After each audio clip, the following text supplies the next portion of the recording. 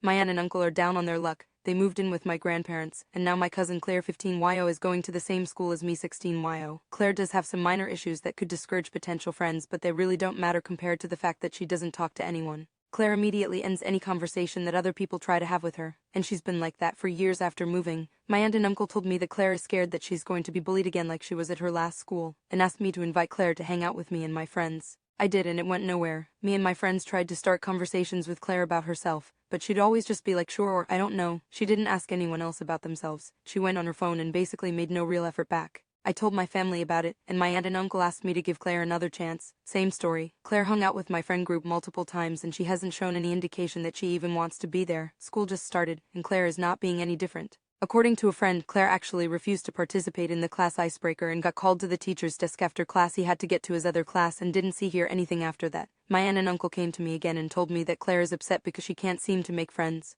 And they asked if she could hang out with me and my friends again. This time I told them no. We don't click in the first place and honestly have no common interests. She can join a club or talk to people by herself. Think of what they would recommend if I wasn't at the same school and tell her to do that.